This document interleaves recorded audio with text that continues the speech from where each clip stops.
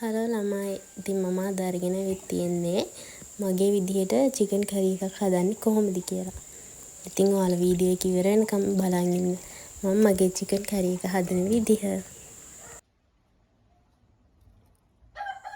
හරි ඉතින් යාළුවනේ අපි දැන් මේ චිකන් ටික හොඳට සෝදගෙන මම දැන් මේ ඒකට ලුණු ගම්මිරිස් කහ ආයෙ බැදපු තුණු පහ මිරිස් කුඩු එකතු කරගන්න ගමන් ඉන්නේ.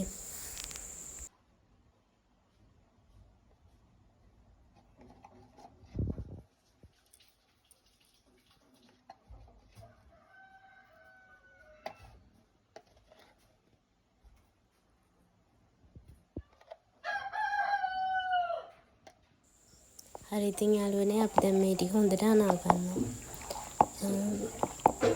ඊට පස්සේ මේ තියෙන මම කපාගත්ත තක්කාලි ලුණු රම්පේ සුදු ලුණු මිරිස් මම ඒ ටික කපලා ලෑස්ති කරගෙන තියෙන මොකද උයන්න ගියාම එහෙම තියාගත්තාම ලේසි නැත්තම් කලබලෙට කරන්න ගියාම බෑනේ වීඩියෝ කරන ගමන් යනික. හරි දැන් මේ භාජනයක් ලිපේ තියාගෙන ඇතියක් ලිපේ තියාගෙන මම දැන් ඒකට තෙල් දාගන්නවා. තෙල් ටික රත් වෙලා තියෙන්නේ. දැන් මම මේකට සුදු ලුණු එකතු කරනවා.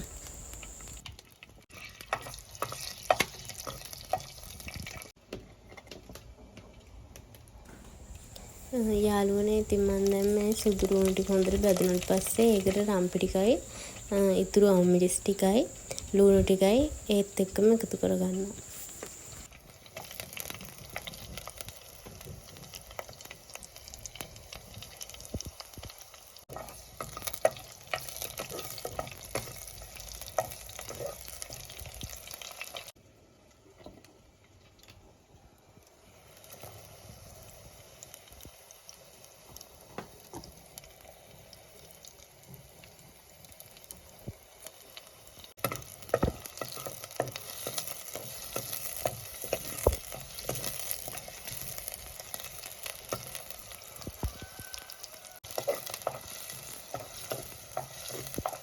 යාළුවනේ දැන් නම් මේ ලුණු සුදු ලුණු ටික හොඳටම බැදලා තියෙන්නේ. අපි දැන් මේකට මස් එකතු කරගන්නවා.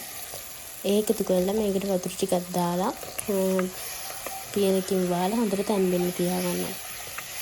ටිකක් තැම්බුණාට පස්සේ තමයි අපි මේකට තක්කාලි එකතු කරගන්නේ.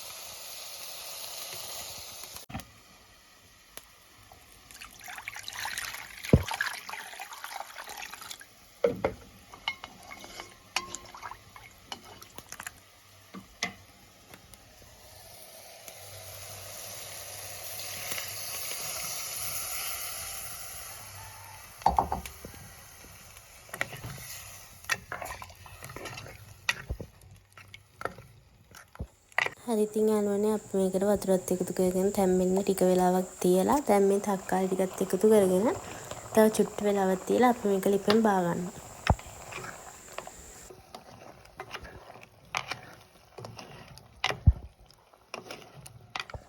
ඔන්න දැන් නම් යාළුවනේ අපේ චිකන් කරි එක හැදිලා ඉවරයි. ඉතින් මගේ වීඩියෝ එක බලන් හිටිය ඔයාලා හැමෝටම ගොඩක් ස්තුතියි වගේම ගොඩක් ආදරේ. එහෙනම් මම අදට ගිහින් එන්නම්. බායි.